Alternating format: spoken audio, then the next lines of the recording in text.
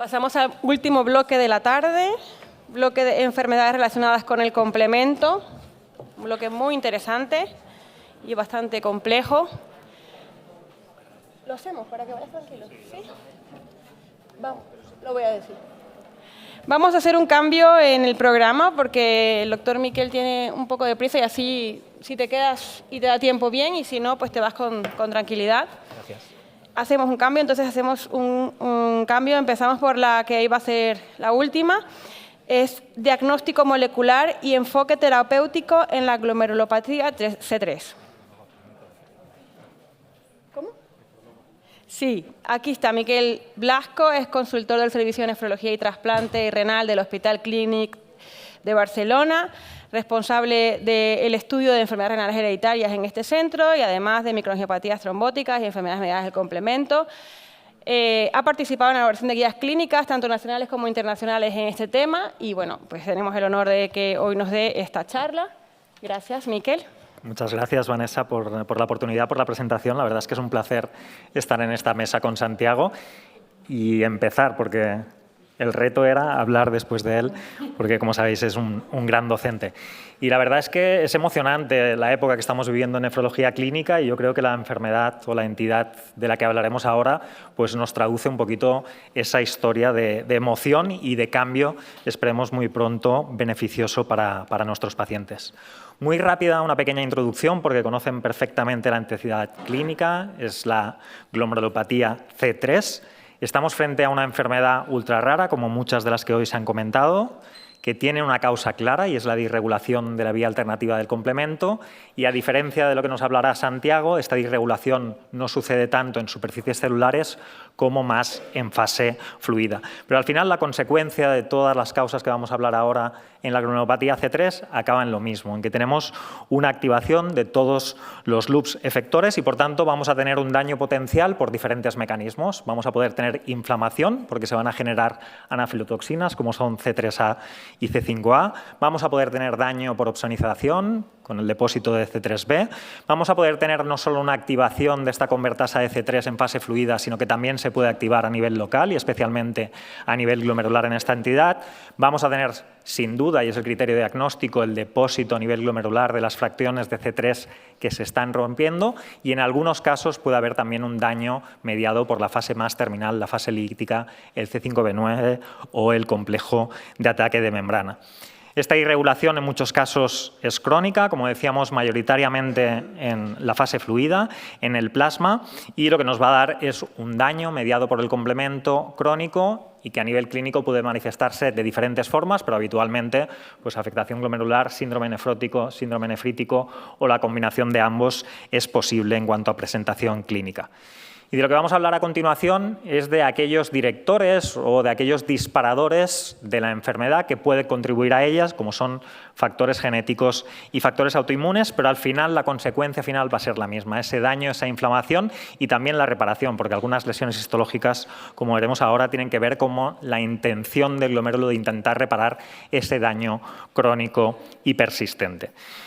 Para el diagnóstico seguimos necesitando, desde la última clasificación, de la biopsia renal y vamos a tener diferentes patrones, sobre todo a nivel glomerular. En la imagen A pues, tenemos un patrón de predominio membrano proliferativo y, por tanto, lo característico es esa duplicación de la membrana basal y la tinción de plata es la que nos ayuda más muchas veces a ponerlo de manifiesto. En la imagen B lo que ven es un patrón más mesangio proliferativo, una hipercelularidad mesangial o en el C pues, una proliferación endocapilar, ¿no? Esa infiltración por neutrófilos a nivel dentro de los vasclos y el criterio va a ser la inmunofluorescencia. Vamos a necesitar un depósito de C3, habitualmente C3b, que va a ser mayor al de los otros componentes que valoramos en la inmunofluorescencia, inmunoglobulinas y otras fracciones de complemento, y lo que nos dicen las guías es que debe ser 2 órdenes mayor en cuanto a la magnitud del depósito de C3 respecto a las mismas. Y saber también que desde el punto de vista de la microscopía electrónica tenemos definidas 2 entidades. Una es la glomerulonefritis C3, donde en esa microscopía electrónica vamos a ver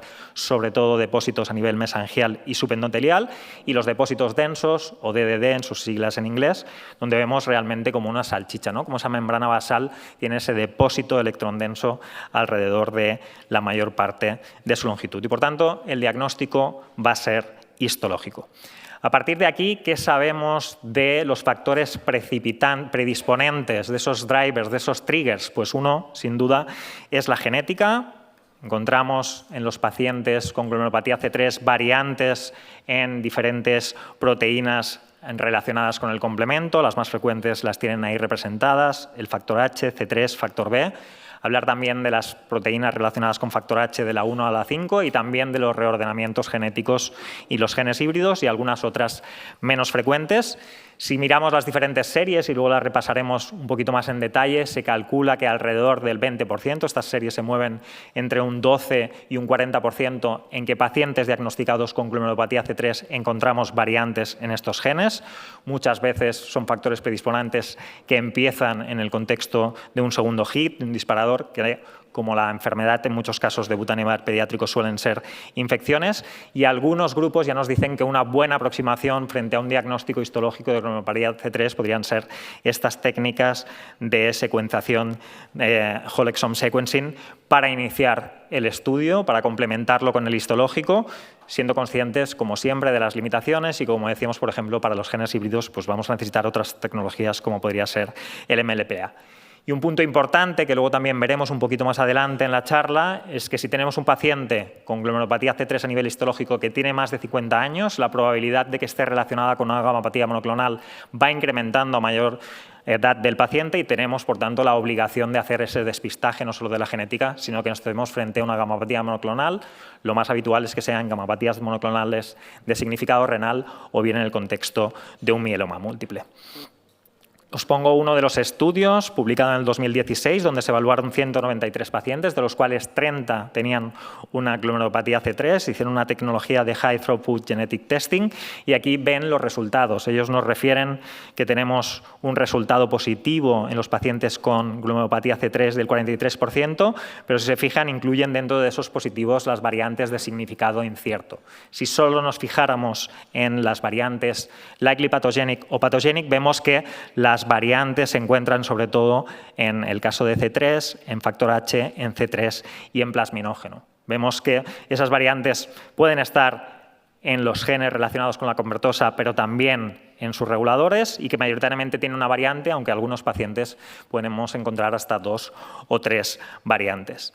Esta es otra serie, en este caso de Columbia, donde lo que querían inicialmente analizar era la capacidad de identificar pacientes respondedores a tratamiento inmunosupresor no específico, en concreto micofenolato y prednisona. Incluyeron 30 pacientes tratados con este esquema y de estos 30 pacientes a 22 le hicieron un estudio genético y encontraron 18 variantes relacionadas con genes de complemento en 12 pacientes, lo que no vieron en esta serie cortita ninguna correlación con las pacientes que presentaban variantes y la respuesta al tratamiento inmunosupresor, sí la vieron, por ejemplo, en que eran más frecuentes los no respondedores en pacientes con mayor proteinuria y que tenían unos niveles séricos de C5b9 más bajos. Esta es una de las más recientes publicadas. Aquí hicieron un estudio mayor, se incluyeron 146 pacientes con glomerulopatía primaria membranoproliferativa. Hicieron estudio genético también en 6.000 controles y vieron que la proporción, tanto en el grupo de pacientes como en el grupo de controles que presentaban variantes relacionadas con genes de complemento era similar, 6,8% en los pacientes con glomerulopatía C3, 5,8% en los pacientes controles, y ellos concluyen pues, que no es tan frecuente las variantes en genes de complemento y, en cambio, en este estudio sí que demostraron una correlación con el tipo HLA. No obstante, si nos vamos a las series importantes de los diferentes países, volvemos a los valores que comentábamos al principio. Son valores cuando miramos variantes patogénicas que se mueven entre un 12 y un 29% y mayoritariamente en estas series la principal variante genética era en el factor H. A partir de aquí también encontramos otros triggers, otros dirigentes en cuanto a la posible patogenia de la entidad, de la glomerulopatía C3, y esas son pues, los anticuerpos. El anticuerpo más frecuente, como conocen perfectamente, es el factor C3 nefrítico, que lo que haría es disregular la convertasa de C3. En segundo orden de frecuencia encontramos el C5, el factor nefrítico C5, y luego ya en menos frecuencia otros anticuerpos dirigidos pues, como hacia la convertasa de C3 o C5 en la vía clásica de las lectinas, que es el factor nefrítico C4, anticuerpos antifactor H, se han encontrado también antifactor B y también anticuerpos dirigidos directamente con la convertasa.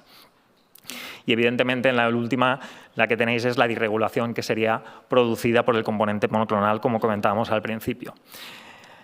Problemas que tenemos aún no resueltos en cuanto a la cuantificación de estos anticuerpos en glomerulopatía C3, pues no tenemos aún técnicas estandarizadas para cuantificarla. Muchas veces tenemos que acudir a centros de referencia especializados y es difícil su cuantificación y tenerlos disponibles en práctica clínica.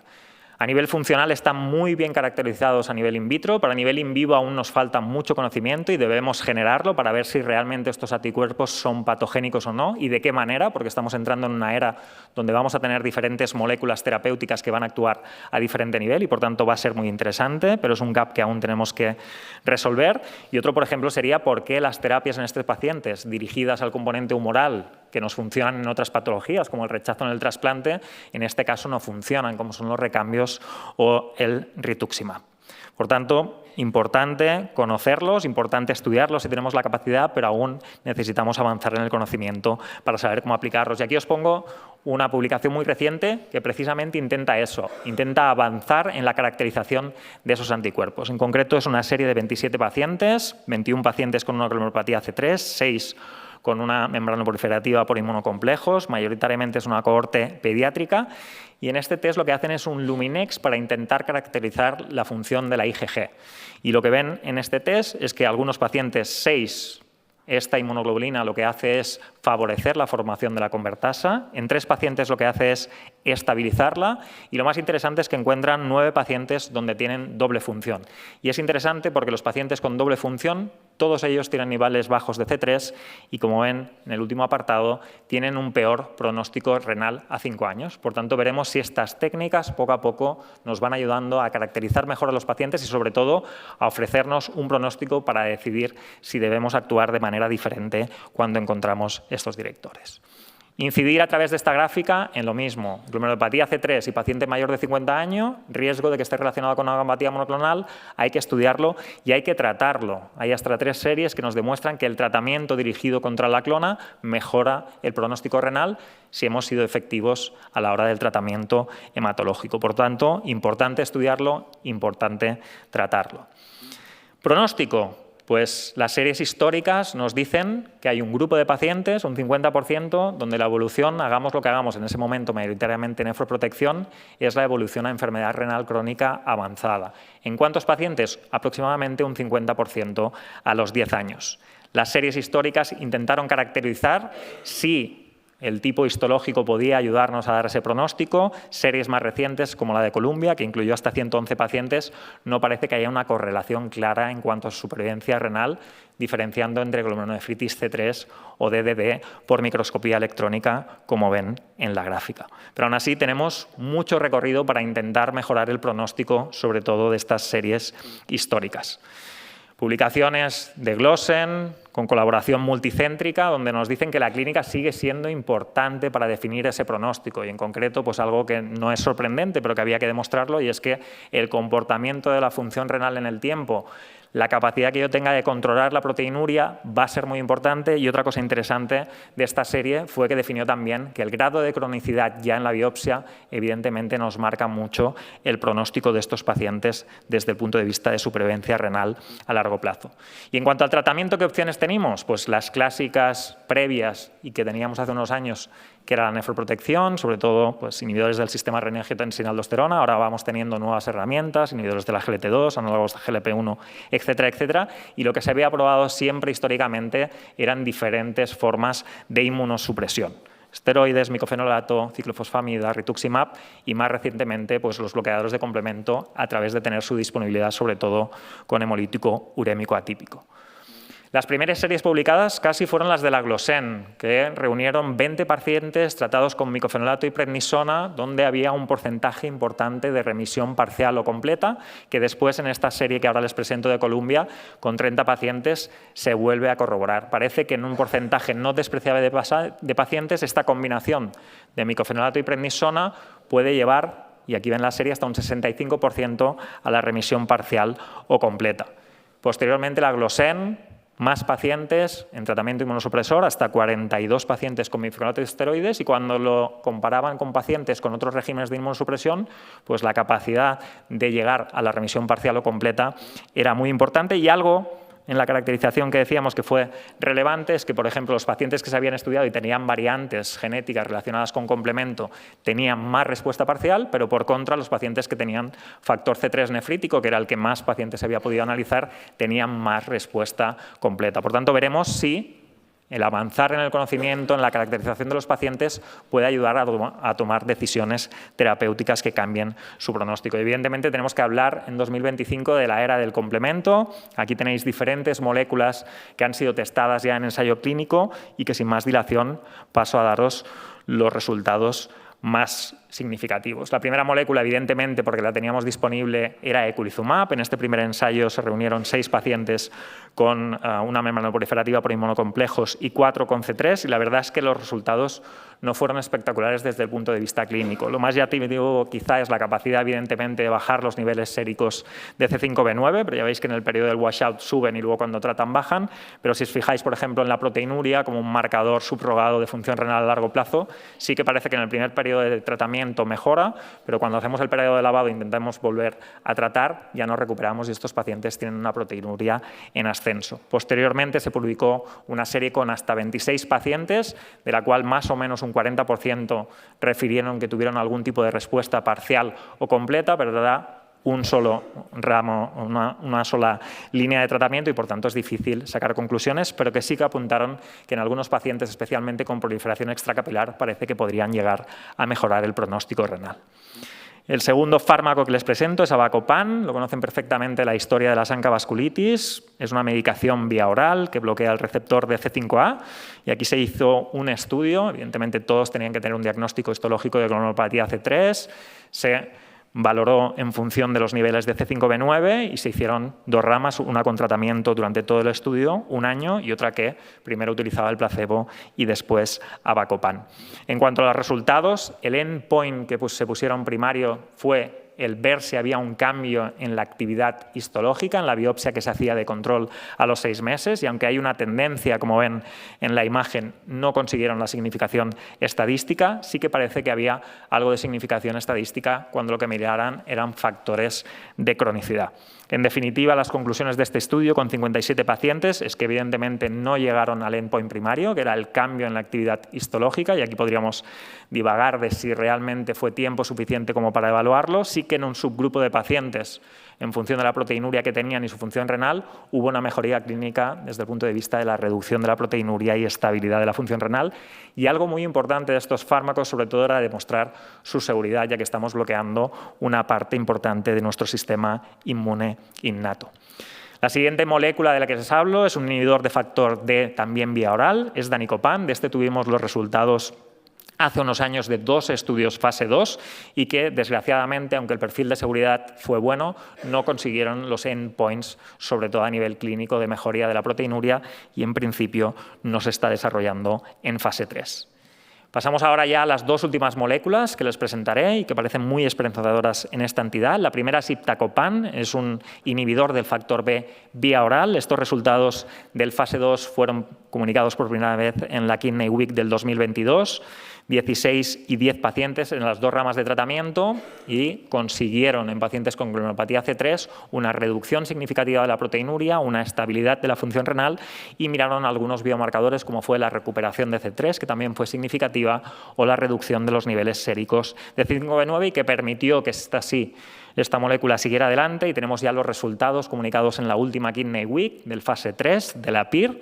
Se trata de un estudio randomizado, multicéntrico, doble ciego, pacientes adultos con confirmación histológica de una cronopatía C3, que randomizaban a placebo o iptacopan, la dosificación son 200 miligramos 2 veces al día, y que a los 6 meses se abría el ciego y todos los pacientes iban con iptacopan.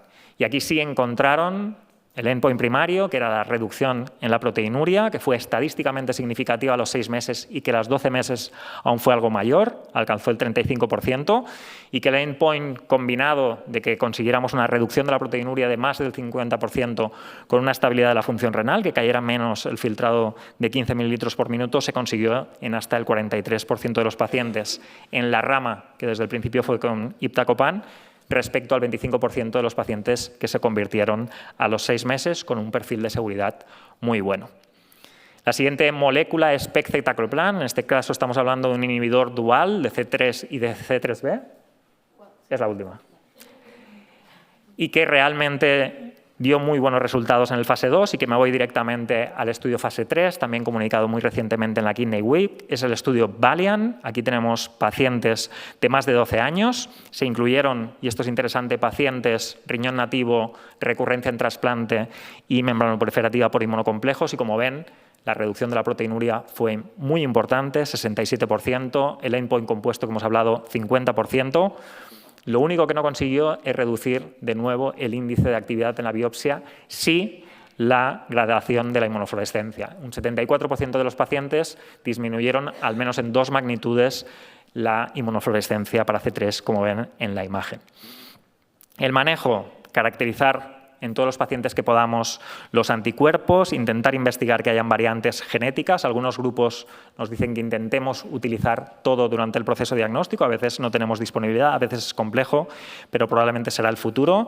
Las guías CADIGO son del 2021 y probablemente a día de hoy estén desfasadas, y simplemente acabo con una aproximación, y esto ya es opinión personal, de que evidentemente va a haber un subgrupo de pacientes que, porque tienen poca proteinuria al debut, poca inflamación en la biopsia y muy buena respuesta a la nefroprotección, no vamos a necesitar más.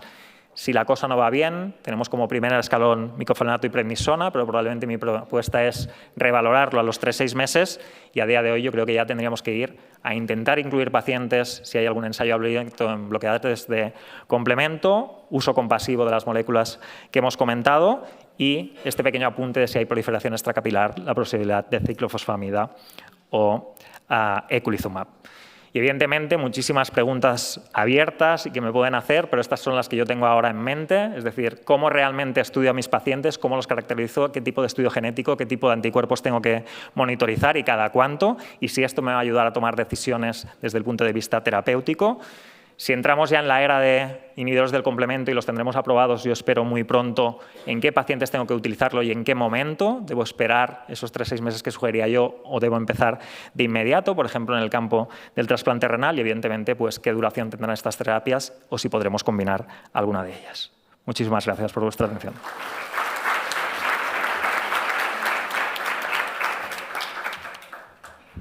No sé si una pregunta, por si acaso Miquel tiene que irse y pasamos a la siguiente, pero vamos, una porque no me gusta ir a destiempo. ¿Hay alguien que quiera hacer alguna pregunta? Ok, Paco. Y luego se te puedes quedar. Muchas gracias. Quería hacer una pregunta, Miguel. ¿Cómo valora el hecho en una C3 el que tengamos una respuesta en el proteinuria y función renal, pero que permanezca unos niveles de C3 indetectables? ¿En qué punto? Tengo una paciente brevemente con una C3 en la que Santiago la sabe, el estudio genético negativo, los anticuerpos son negativos, tuvo una respuesta parcial con micofenolato en cuanto a proteinuria, pero siempre con C3 y C4 indetectable. Con eculizumab conseguimos una respuesta completa en cuanto a función renal, pero la paciente tiene permanentemente un C3 y un C4 indetectable. Entonces tengo una respuesta completa en cuanto a los endpoints que plantean los ensayos, pero claro, yo no estoy tranquilo porque tengo una activación por arriba del complemento, que eso es una amenaza constante. Entonces Está con eculizumab. Está con eculizumab porque pedí el pegcetacoplan y me lo negaron en farmacia. ¿Y biopsia? ¿Se ha podido plantear una biopsia de control para ver? Ese es el siguiente punto que me planteaba, pero bueno, independientemente de la biopsia... Yo tendría la misma inquietud, evidentemente por el mecanismo de acción de eculizumab, pues probablemente el daño que está hecho más por la fase terminal o la anafilotoxina lo tenemos cubierto, pero lo que sugieres tú, ¿no? Si realmente la disregulación proximal sigue y ese depósito persiste, aunque controlemos inicialmente la proteinuria, quizá, no lo sabemos, a largo plazo eso puede tener un impacto y cambiar a un bloqueo más proximal puede tener sentido. Yo ahí siempre, claro, evidentemente no sé si es un caso pediátrico, además, la rebiopsia es complicada, pero yo creo que es algo que han hecho bien estos ensayos y que tendremos que hacer nosotros para generar más evidencias reales, volverlos a biopsiar, ¿no? Y, por ejemplo, ¿por qué la actividad no se reduce si el paciente responde también desde el punto de vista de proteinuria, está estable en la función renal? Y en cambio la inmunofluorescencia sí desaparece en un porcentaje importante, ¿no? Por tanto, hay muchas preguntas abiertas, pero yo creo que en ese caso puntual, si se puede hacer una biopsia, quizá pueda ayudarnos un poquito más a la toma de decisiones ahora que están más cerca los bloqueadores proximales. Muy bien, muchas gracias. Una más. No, Lolo, tú. Sí, digo una burrada, ¿no? Una de las cosas que has comentado, ¿no? Yo tengo muchos pacientes con C3, bueno, no muchos son 2 o 3 pacientes con una gamapatía de significador renal. Yo ya por sentado traigo toda la gamapatía, pero no profundizo más en el estudio del complemento, me quedo ahí. Yo no sé si eso es un desencadenante de la disregulación del complemento que tiene de base el paciente y la gamapatía monoclonal es lo que está condicionando que se exprese. Me quedo simplemente ahí, trato mi gamapatía, el paciente va bien, pero no sé si merece la pena profundizar más en el estudio del complemento. Yo siempre he sido de la opinión que intentar caracterizaros de la mejor manera que podamos, y cada uno tenemos nuestros recursos, etcétera, etcétera, siempre es positivo. Evidentemente, si la respuesta ha sido excelente al tratar la clona respecto a nivel renal, me quedaría más tranquilo, pero es una pregunta que yo antes me hacía un adjunto joven y le trasladaba antes a Santiago cuando hemos tenido un ratito, y es, ¿hay alguna manera de demostrar que el componente monoclonal está disregulando más allá de que tratarlo y ver si responde o no? Y al parecer no es tan fácil, pero bueno, intentar caracterizarlos yo creo que siempre es positivo. Y al final yo creo que tendremos que encontrar unos biomarcadores, porque evidentemente son tratamientos que van a cambiar la historia natural en muchos pacientes, pero quizá no todos los necesiten o no todos en el mismo punto. Por tanto, esa búsqueda, esa caracterización, esos biomarcadores, que no siempre son fáciles, siempre van a ser útiles, porque no van a ser recursos universales, ¿no? Son tratamientos realmente caros, no vamos a saber cuánto tiempo debemos mantenerlos y, por tanto, tenerlos estudiados lo mejor posible y generar evidencia basada en el uso de estos fármacos y la caracterización, yo creo que es la clave. Vale, tenemos una aquí más y ya pasamos a la siguiente. Por favor, rápido. Sí, Miquel, ¿cómo explicas que el GWAS solo salga un hit en AKLA y no en el resto de genes? No lo sé. Porque en teoría no son enfermedades del adulto, o sea, debería salir algo más. Vi un segundo pico que no has mencionado, pero bueno, esperaría como muchos más picos. Okay. No te lo sé responder. ¿Igual Santiago? No, ya. ¿No? Bueno, pues seguimos. Siguiente ponencia. Muchas gracias, Miquel. Siguiente, interpretación del estudio genético y funcional del complemento en el síndrome hemolítico urémico. La ponencia va a ser dada por el profesor Santiago Rodríguez de Córdoba, quien dirige el Laboratorio de Genética del Complemento y Patología Molecular en el Centro de Investigaciones Biológicas en Madrid.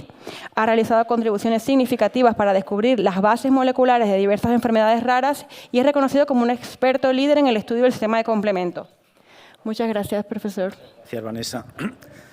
Y muchas gracias a todos por permanecer después de todo un día de trabajo a oír sobre el complemento.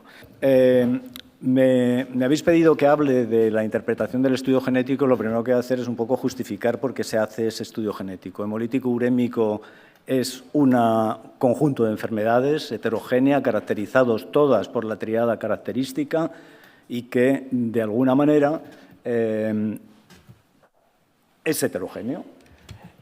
Esa triada es compartida por alguna otra patología, como la púrpura trombótica trombocitopénica, por defecto de Adams-13, bien congénito o bien adquirido, y es muy fácil de descartar midiendo Adams-13. El evento común a todos estos hemolíticos urémicos es el daño endotelial, y el daño endotelial justifica esa triada que caracteriza el hemolítico urémico. Pero el daño endotelial se produce por una diversidad de causas, y cada una de esas causas va a, de alguna manera, implicar un tratamiento diferente. Luego es importante descifrar cuál es ese componente que daña el endotelio. Hay cantidad de... Desde que yo trabajo en hemolítico urémico he visto multitud de clasificaciones del hemolítico urémico. Ahora lo que está de moda es clasificarla en función de ese aspecto etiológico que va a causar el daño endotelial.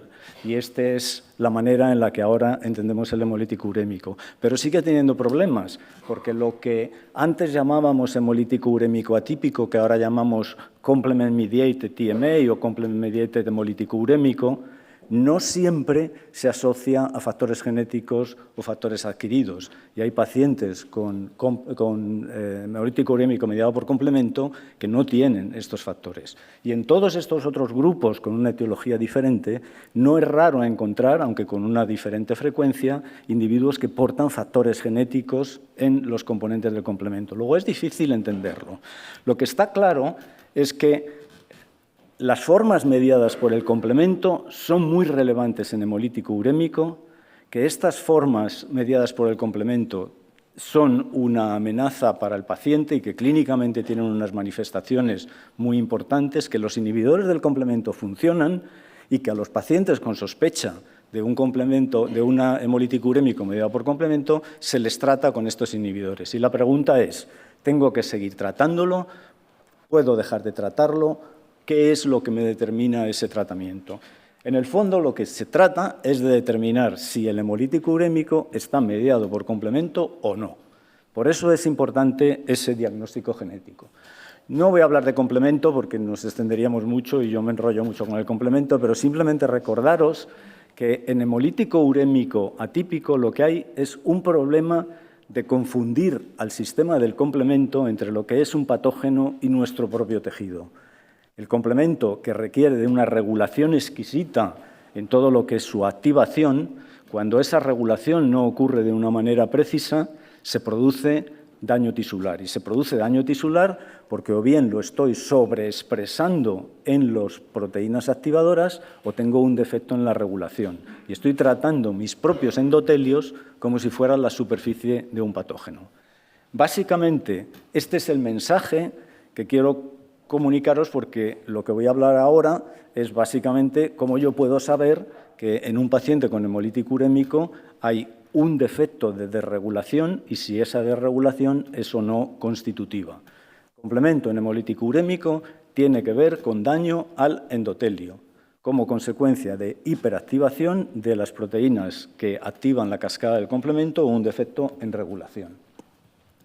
Así que cuando identificáis un paciente con una sospecha de un hemolítico urémico mediado por complemento, lo que normalmente hacéis, dependiendo de la clínica del paciente, es tratarlo con un inhibidor del complemento. Y sospecháis esa desregulación. Y entonces es cuando me enviáis a mí las muestras y me decís, Santiago, este paciente sospecho que tenga desregulación del complemento, pero no sé si es genético, si es adquirido o simplemente es una hiperactivación del complemento que saca al complemento de equilibrio como consecuencia de un factor ambiental, de una patología o de lo que sea. Lo que yo voy a hacer es básicamente responder a esa pregunta utilizando genética y análisis de las proteínas del complemento a nivel de determinar niveles, funcionalidad si puedo, y tratar de interpretar los biomarcadores que disponemos en complemento para tratar de responder a dos preguntas. La primera es si el complemento realmente está implicado y la segunda es si esa desregulación del complemento es constitutiva en el paciente, porque eso lo que me va a decir es que yo debería tener cuidado a la hora de suspender una terapia anticomplemento porque el defecto que tiene el paciente en regular el complemento es un defecto constitutivo. ¿Es importante eso? Claro, porque yo tengo a mi paciente tratado y me puedo estar planteando, si la situación clínica me lo está diciendo, suspender ese tratamiento y plantear una retirada del fármaco. O lo voy a trasplantar y puede ser importante saber si ese paciente está en una situación de un riesgo exagerado para el trasplante. ¿Cómo lo hacemos? Bueno, este es lo que yo llamo el kit básico. ¿Qué ¿Qué es lo que hay que hacer para caracterizar esa desregulación del complemento? Ciertamente genética, pero genética también condicionada un poco a lo que vemos en los parámetros del laboratorio. Yo, ahora ya con la experiencia de casi 1.500 pacientes con hemolítico urémico analizados, muchas veces ya condiciono un poco hacer el análisis genético a lo que yo estoy viendo en la historia clínica y en lo que es la bioquímica del complemento. Pero básicamente, si hago genética, hago paneles. No hago exomas, porque necesito tener la profundidad y la seguridad de que no se me está escapando nada, y eso los exomas hoy en día no lo proporcionan. Además de que en un panel yo puedo diseñar regiones intragénicas e intergénicas de interés en el diagnóstico y además puedo asegurar un análisis de número de copias lo suficientemente fino como para poder descartar reordenamientos, genes híbridos o situaciones que no son simplemente el análisis de la secuencia. Necesito análisis de laboratorio, porque es muy difícil hacer un estudio genético sin tener niveles de proteínas, sin tener una serie de parámetros que ayudan un poco a interpretar los resultados de ese estudio genético. Y necesito tener un buen sistema para descartar autoanticuerpos. En hemolítico urémico, los únicos anticuerpos que realmente son relevantes y que se ha documentado que realmente existen son anticuerpos antifactor H. Y estos anticuerpos antifactor H, la detección es muy importante porque es un criterio diagnóstico, sin duda, de que la enfermedad está mediada por el complemento. Con lo cual, en hemolítico urémico, si queréis plantearlo de esta manera, descartado ADAMTS 13, descartando SIGA y descartando anticuerpos, lo que queda es ese componente en el que hay que tratar de saber si hay implicación o no del complemento. ¿Cómo lo hacemos? Pues normalmente, cuando a mí me llega la muestra, ponemos en marcha de manera simultánea el estudio genético y el estudio de proteínas del complemento y el estudio de autoanticuerpos, porque muchas veces, y ahora lo podemos hacer, los anticuerpos antifactor H lo podemos resolver en 10 minutos. O sea, que 10 minutos después de que a mí me llega la muestra, muchas veces estamos llamando al clínico a decirle, tu paciente tiene anticuerpos. Y eso es importante a la hora de abordar el tratamiento de ese paciente. El cuello de botella en todo este análisis es, una vez que tenemos el estudio genético, es cómo interpretamos ese estudio genético. La clasificación de las variantes en el complemento es extremadamente compleja y requiere de una serie de conocimientos adicionales que inevitablemente muchos de los laboratorios generalistas de genética no tienen.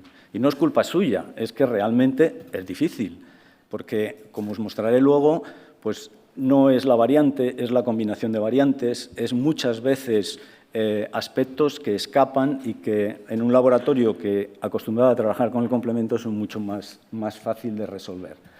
Con ese conocimiento genético, el conocimiento funcional que nos ayuda a entender el conocimiento genético y la experiencia que hemos ido adquirido, nosotros emitimos unos informes en los que nos mojamos.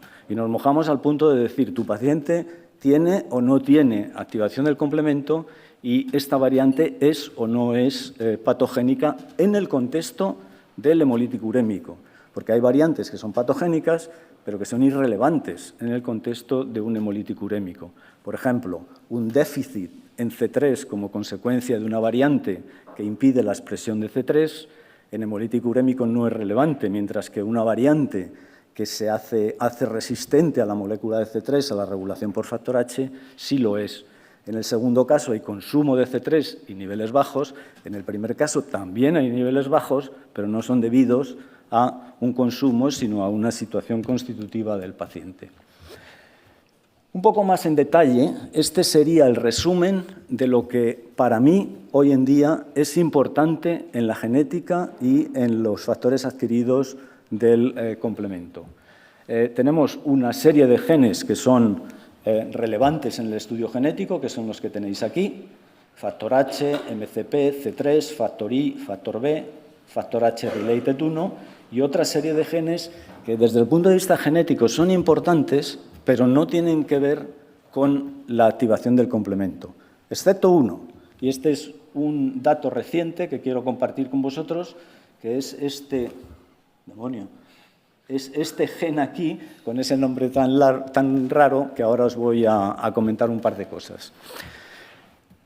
Mucha gente me ha preguntado en muchas de mis charlas que si de los pacientes con una sospecha de hemolítico urémico mediado por complemento hacemos un estudio genético, solo encontramos variantes genéticas en un 40, 50, tal vez en un 70% en los casos pediátricos.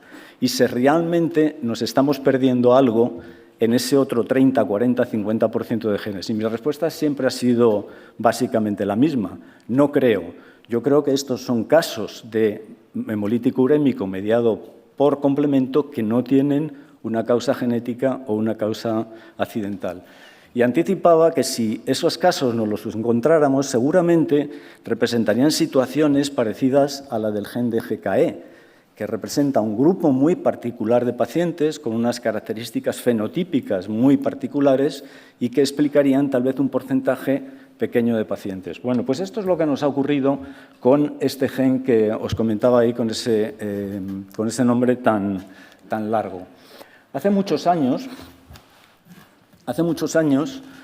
15 años casi, dos pacientes con hemolítico urémico pediátrico, uno de gen Mariceta y otro de Marisa Justa, País Vasco y Zaragoza, nos llegaron al laboratorio con un hemolítico urémico, con un debut en uno de los casos muy temprano, a los pocos meses, el otro un poco más tardío, y los dos tenían una característica muy particular, y es que eran absolutamente dependientes de eculizumab. En cuanto se les suspendía el tratamiento con eculizumab, estos eran tiempos, era hace 15 años, o sea que fue el principio del eculizumab, hacían una recidiva y en algunos casos fueron recidivas muy complicadas y muy difíciles de controlar. En estos niños, eran varones los dos, en estos niños había una peculiaridad y es que se parecían en cierta manera porque tenían una baja estatura, miembros un poco más cortos, uno de ellos tenía una dismorfia facial ligera pero estaba ahí, daba la sensación de que había algo relacionado con el desarrollo, pero nunca supimos realmente cómo plantearlo. Hicimos exomas en estos niños y hace 15 años yo debo reconocer que no fuimos capaces de interpretar esos exomas en el contexto de explicar qué era lo que estaba ocurriendo. Hace 4 meses, leyendo un trabajo de un grupo de glicobiología en el que describían una serie de pacientes con alteraciones en una galactosiltransferasa, el fenotipo del paciente me recordó a estos dos niños. Y recuperamos los datos del exoma y en esos datos del exoma efectivamente estaban estos dos niños con una mutación en una chaperona cuyo gen está ligado al cromosoma X, cuya función es organizar una galactosiltransferasa que permite la síntesis de los O-glicanos. Los O-glicanos tienen una peculiaridad y es que al final de los O-glicanos incorporan ácidos siálicos. Y yo os he contado muchas veces que los ácidos siálicos son fundamentales para que el complemento, sobre todo factor H, pueda regular la activación del complemento en superficie. Siguiendo este esquema que tenéis aquí, el factor H es un sensor de superficies y en esta parte C-terminal reconoce cuando el complemento, junto con los ácidos siálicos, se está depositando sobre nuestras membranas. Los patógenos no tienen ácido siálico y cuando el C3 se deposita sobre la superficie de un patógeno, factor H no puede regular el complemento y controlar su activación. Esto era muy interesante desde el punto de vista de la regulación del complemento y también ilustra de una manera muy bonita que la desregulación del complemento en hemolítico urémico es extraordinariamente homogénea, porque lo que habíamos visto ya era que cuando tienes mutaciones en esa parte final de factor H que alteran el reconocimiento del ácido siálico, el factor H no funciona bien y es un factor de predisposición fuertísimo. De hecho, es el factor de predisposición paradigmático en hemolítico urémico que causa desregulación sobre superficie. Es lo mismo que hacen los anticuerpos antifactor H. Los anticuerpos antifactor H en hemolítico urémico bloquean esa parte C-terminal. Sabemos también que las infecciones por neumococo que causan hemolítico urémico lo hacen porque este patógeno produce neuraminidasa y la neuraminidasa quita el ácido siálico de las superficies celulares. Pues esta enzima lo que hace es que al no plegar bien la galactosiltransferasa, esas moléculas de O-glicano no se producen de una manera normal, no incorporan ácido siálico y los individuos que tienen estas mutaciones, que en varones están en homocigosidad, porque solo hay una copia, no hacen suficiente ácido oxálico en las superficies para proteger sus superficies celulares. Luego tienen un déficit congénito de regulación, pero no porque fallen las proteínas reguladoras, sino falla lo que necesitan las proteínas reguladoras para regular en superficie. Bueno, esto da también una justificación a que habrá cosas nuevas. Las cosas nuevas que encontremos tienen que estar de acuerdo con el mecanismo patogénico y seguramente explican situaciones con unas características muy especiales. Así que pacientes pediátricos con estas características yo pensaría que tienen un defecto de glicosilación. Y la extensión de esta observación puede ser muy interesante, porque los defectos de glicosilación tal vez sean también un factor que va a contribuir en el futuro a explicar algunos casos no tan claros de hemolítico urémico. Dos pinceladas acerca de cosas que tradicionalmente yo tengo que corregir en los estudios genéticos. La deleción de los genes R3 y R1 no es un factor de riesgo para hemolítico urémico, aunque se publicara en PLOS Genetics y no se haya corregido nunca. El trabajo está mal porque las frecuencias de estas variantes polimórficas en la población normal no están bien. Y entonces, olvidaros de que eso es un factor de riesgo. Sin embargo, la deleción en homocigosis de estos dos genes está asociada a la presencia de anticuerpos antifactor H. Así que, si mi estudio genético me dice que el paciente es homocigoto para esta deleción, no tiene más riesgo que un individuo en población normal, pero debo buscar anticuerpos antifactor H porque tal vez los haya. Polimorfismos de riesgo. Esta es una gran confusión también en los estudios genéticos. Los polimorfismos de riesgo contribuyen de una manera pequeña al riesgo, pero son muy importantes cuando el paciente ya tiene una mutación patogénica, porque aumentan la penetrancia y aumentan la mala progresión de la patología en los pacientes que lo tienen. Son dos fundamentalmente, uno en factor H y otro en MCP. Este es un estudio que hicimos durante la pandemia, que estábamos todos encerrados en casa y no sabíamos qué hacer, y decidimos reanalizar el registro que tenemos de pacientes con hemolítico urémico, porque nosotros hacemos estudios familiares. Entonces, en el registro teníamos 80 casos de pacientes con hemolítico urémico con una mutación genética identificada claramente patogénica. Funcionalmente era una mutación responsable de la patología. Y unas 20 y tantas familias también con dos mutaciones que claramente también eran patogénicas. Y tenían familias, tenían padres, tenían hermanos, tenían familiares y entre ellos juntábamos una cantidad importante, casi 400 individuos. Y lo que preguntamos en el estudio que hicimos es cuántos de estos llevan la mutación y cuántos han desarrollado la patología, excluyendo los pacientes, solo en los familiares.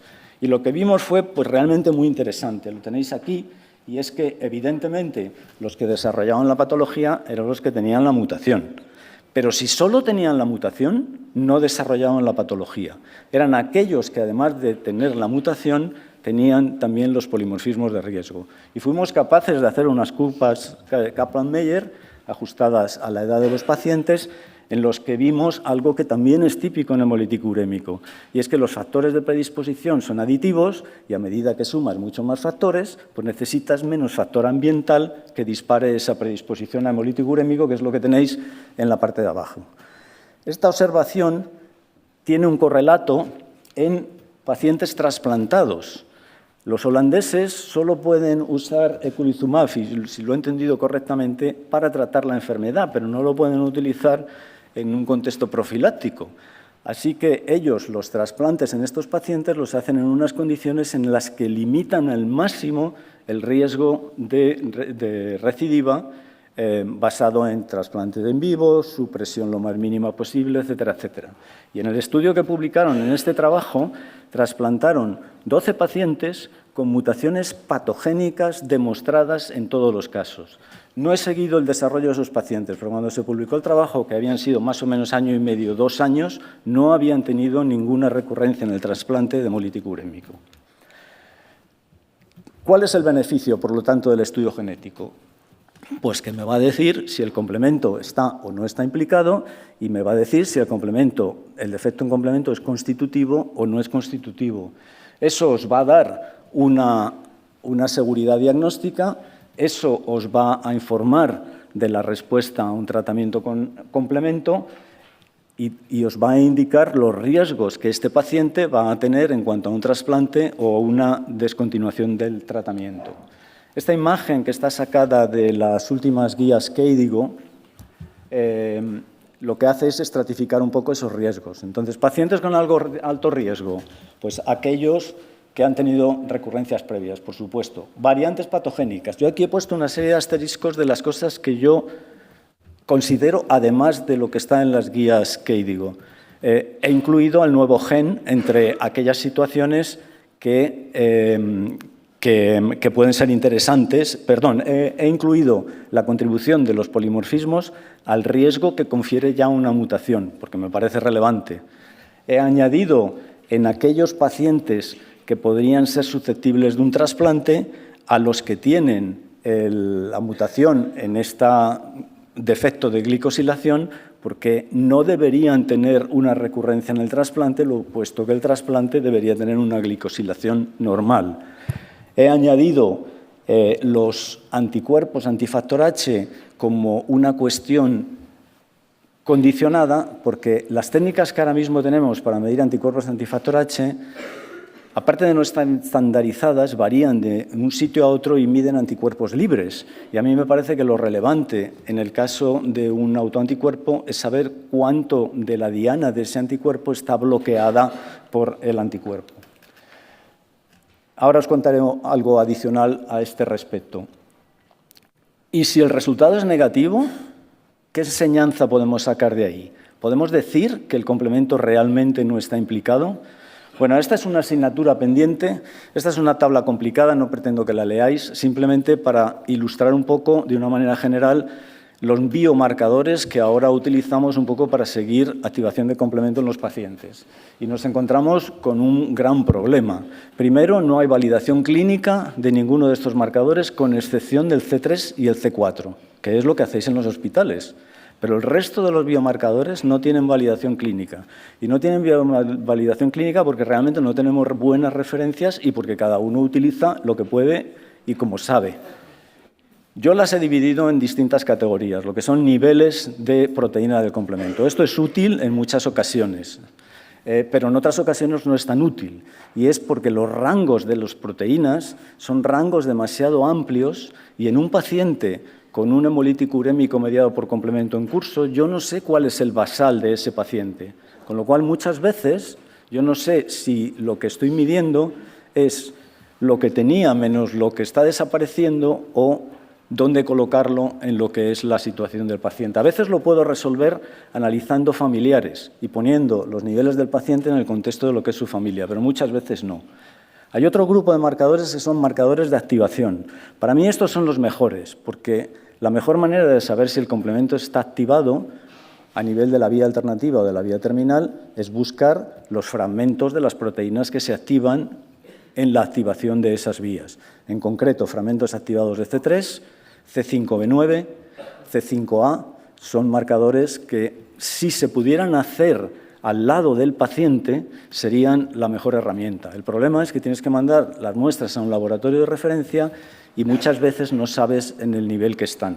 Y hay toda otra serie de test que determinan la capacidad de regular el sistema del complemento o el estatus de activación del sistema de complemento, que son realmente métodos muy inteligentes y muy bien diseñados, pero que la práctica clínica de esos métodos es muy limitada porque están sujetos a unas prácticas de laboratorio que están limitadas a muy pocos laboratorios. ¿Cuál sería óptimamente la situación? Pues, como digo, marcadores de activación que yo pudiera hacer en el laboratorio al lado de la consulta del paciente. Ese va a ser mi empeño en este periodo que inicio ahora de mi post-jubilación. Me voy a dedicar a buscar este tipo de herramientas. La primera ya la hemos hecho, y la hemos hecho para detectar anticuerpos antifactor H. Y está basada en un sistema inmunocromatográfico, las tiras reactivas que hemos utilizado todos para medirnos el COVID. Y básicamente lo que permite es detectar complejos factor H, antifactor H, tipo IgG, tipo IgM, ¿Y contra qué van dirigidos esos anticuerpos? Y van dirigidos contra el C-terminal de la proteína o contra el N-terminal. Este es un ejemplo de un paciente positivo para esos anticuerpos y de un individuo control. Y este ejemplo que os pongo aquí es el seguimiento de un paciente con estos anticuerpos después de que se le sometiera a inmunosupresión, para que veáis que se puede hacer el seguimiento bastante bien.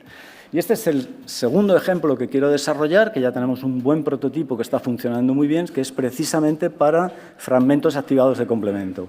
Entonces, este test lo que detecta es la molécula C3DG, que es resultado de la activación del complemento, y tiene la ventaja de que yo lo puedo utilizar directamente con la muestra que me llega o que sacas al paciente y que por lo menos te dice si en el paciente hay o no hay fragmentos activados del complemento y cuantificarlos hasta cierta medida.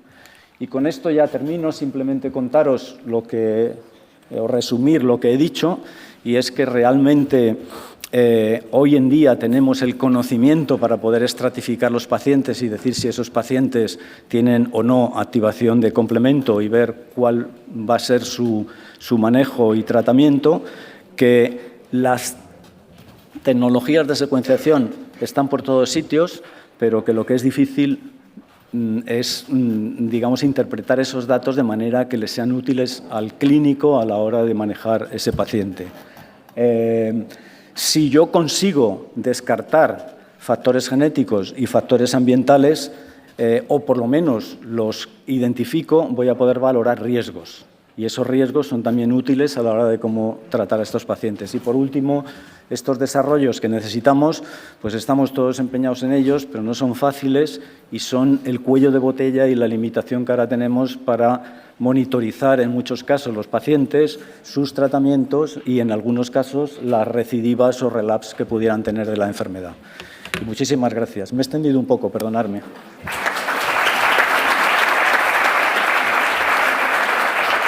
Muy bien, pues, ¿alguna pregunta en la sala? Tenemos tiempo para una pregunta. Aquí.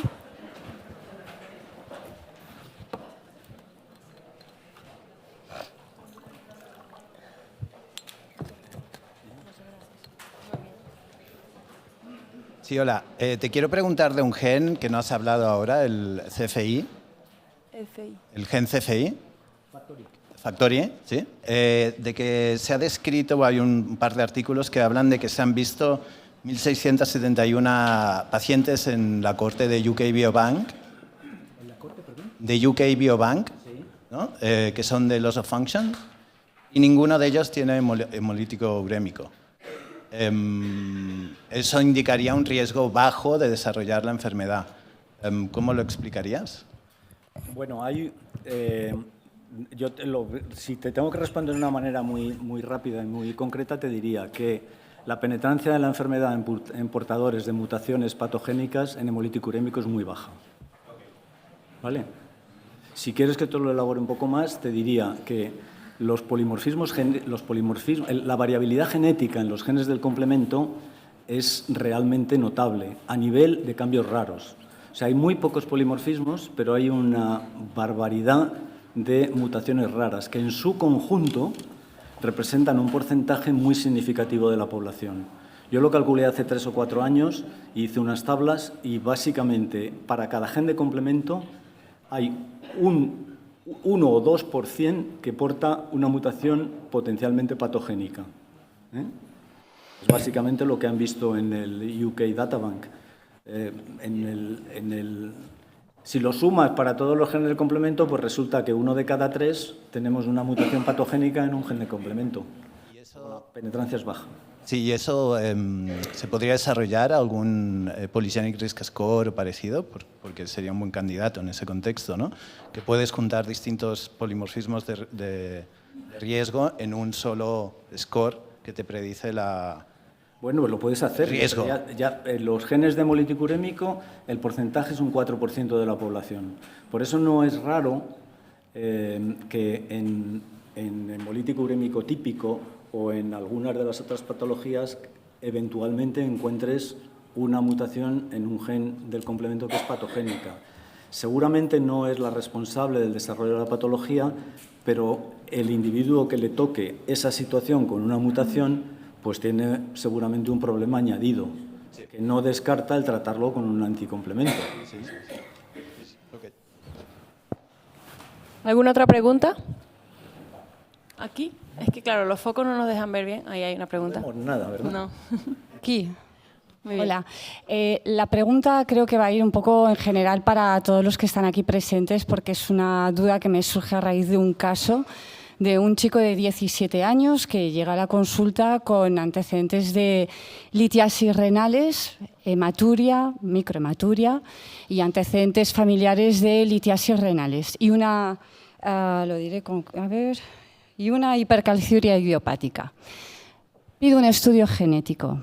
El resultado no me lo espero. Es un resultado que no me aporta nada. Entonces, la pregunta va a ir en ese sentido. Muchas veces hacemos biopsias renales y a raíz de la biopsia que no nos aporta suficiente información pedimos un estudio genético. Y la pregunta es si tiene sentido hacerlo al revés. Tengo un estudio genético que no me aporta respuestas, si tiene sentido o no hacer la biopsia renal. ¿Por qué lo digo? Porque el estudio genético de este chico me informa de una delección en homocigosis en los genes del complemento FHR1 y el R3, que justamente creo que acaba de mencionar que no se tiene que asociar a alto riesgo de síndrome hemolítico urémico, y el informe sí que lo pone, alto riesgo de síndrome hemolítico urémico. Yo no estoy buscando un hemolítico urémico que no tengo. Me sale esta alteración, hoy me acaba de responder a la primera pregunta, no lo tengo que tener en cuenta, pero nos adjuntan un informe, además un estudio que dice, de 2014, la alteración genética en estos dos genes, R1, R3, se ha visto asociado también a la activación del complemento en la nefropatía IgA, y aquí ya me explota la cabeza. No, pero bueno, pero esto es un poco lo que yo te decía antes. Si tú vas estricto a lo que te dice la literatura y no tienes un poco de cintura y no eres un poco experto, pues lo que generas es una confusión enorme. La delección de los genes R3 y R1 en hemolítico urémico no es un factor de riesgo, y ya lo he explicado antes. La delección de los genes R3 y R1 es un factor protector muy fuerte de nefropatía IgA, es un factor protector en degeneración macular asociada a la edad y es un protector bastante probable en C3 glomerulopatía. Esto es lo que dicen los estudios casos controles, ¿vale? La interpretación mecanística de eso tiene sentido en el contexto de lo que sabemos de la fisiopatología de estas enfermedades. El problema está en que el que te ha interpretado el resultado genético lo ha hecho mal. Exacto. Entonces, tendrás que cambiar de proveedor de estudios genéticos. Porque, es decir, que ahora en este genera chico más con confusión microhematuria no buscaríamos esa posible nefropatía IgA. Yo creo que no, yo creo que los polimorfismos tienen frecuencias poblacionales muy altas. Entonces, si no están en el contexto, como te he explicado yo antes, de una mutación patogénica, su valor es de pronóstico, su valor es muy pobre. No tiene, o sea, la frecuencia de homocigotos para la delección en nuestra población es un 4%. Esa misma pregunta, para que no te sientas mal, esta misma pregunta me la ha hecho esta mañana por correo electrónico un nefrólogo de Alejandría. Lo mismo, he recibido este informe, en este caso era un paciente pediátrico con hemolítico urémico. He recibido un informe que me dice que han encontrado la mutación patogénica en este paciente, la delección de los genes. Con el problema añadido de que me dice, yo no tengo acceso a un tratamiento anticomplemento, ¿qué hago? Pues yo lo que le he dicho es que no se preocupe, que esa delección no es un factor de riesgo, que busque anticuerpos antifactor H, y que si la clínica del paciente pues evoluciona favorablemente, que se olvide, porque realmente seguramente no tiene nada. Aquí yo me meto en un terreno que no debería, porque yo no soy nefrólogo, pero bueno, como ya soy mayor, pues... Buenísimo. No sé si por aquí había uno, ¿no? Paco. Santiago, sí, Santiago, yo felicitarte. Pero es que no os veo. Sí, Yo, no aquí. vemos nada. Sí. Que felicitarte como siempre, que es un placer escucharte. Y, hombre, nos ha dejado como un caramelito, pero estos test del final. Entonces, me gustaría si nos puedes ampliar un poquito cómo ves el desarrollo, la aplicabilidad, el plazo, si eso se podría implementar en el corto plazo, porque disponer de esos test es como la pieza que nos falta en este puzzle, ¿no? El poder tener a pie de cama una prueba que no, independientemente que haya mutación o no, que detectemos una activación del complemento, es lo que necesitamos para formar lo que llamamos atípica o lo que llamamos secundarias con implicación del complemento, es decir, la necesidad, la indicación de poner una terapia que bloquee el complemento, ¿no? Entonces, eso, ¿cómo lo...? Los test de biomarcadores de activación de complemento van a tardar todavía un poquito. El test para detectar anticuerpos antifactor H, lo único que tienes que hacer es al laboratorio de tu hospital que hace los análisis clínicos, le dices que se ponga en contacto conmigo y yo se los envío gratis para que los pruebe. Y ya está. Y si os gustan, pues luego ya veremos cómo... De momento, no me quedan muchos recursos de antiguos proyectos de investigación, pero lo que queda lo pretendo destinar a esto. O sea que hasta que no hemos hecho un escalado industrial y funciona muy bien. Entonces, hasta que yo los pueda financiar, los tenéis a vuestra disposición. Muy bien. Yo creo que... Pero o sea, a través de los laboratorios de... Del cauce oficial, sí. Porque si no se descontrola y tampoco... el trabajo está publicado, así que yo lo que haría es darle el trabajo a los laboratorios que os hacen los análisis y decirle, oye, ¿consideráis interesante valorar estos test? Y los valoráis. Muchas gracias. Yo creo que vamos a terminar, voy a terminar con una reflexión de que admiro mucho que haya personas que puedan estudiar y dedicarse al complemento porque es muy complejo. Y además, no solamente eso, sino que además está en todas las patologías, en plan, está en fracaso renal agudo, en nefropatía IgA, en hemolitis urémico, por supuesto. Entonces, creo que no nos queda otra que meternos a entenderlo. Y esto que decías de lo del factor protector de la nefropatía IgA, a mí también me sorprendió mucho cuando estaba mirando lo de cuando se hizo polygenic score en nefropatía IgA, salió como uno de los polimorfismos que se asociaban, que podían predecir el riesgo, pero resulta que era protector. Entonces, todo el mundo dijo, ¿cómo puede ser? Entonces, según lo que yo entendí, esto regula el factor H, que a su vez regula el complemento. No, si me das 30 sí, segundos. por supuesto. Cuando se da el complemento y el complemento se puede activar... ¿No me oís? Ahora sí. Cuando se activa el complemento sobre una superficie, lo que llamamos opsonización, que esto ocurre normalmente sobre la superficie de los patógenos, pero también en nuestras superficies, cuando, por ejemplo, tienes una patología autoinmune o tienes una situación de depósito de algo que active complemento, generas una superficie ozonizada. El objeto de generar esa superficie ozonizada es que luego las células fagocíticas sean capaces de reconocer lo que se ha ozonizado y comérselo, básicamente. Bueno, hay una serie de proteínas que hasta ahora considerábamos que no sabíamos muy bien qué era lo que hacía, que son las proteínas relacionadas con factor H. Y estas proteínas lo que hacen es que son capaces de mantener la activación del complemento sobre estas superficies ozonizadas. De manera que cuando se produce esta ozonización y hay una regulación que quita y va degradando esas proteínas, estas proteínas entran para mantener un constante aporte de moléculas del complemento que permitan esa osofagocitosis.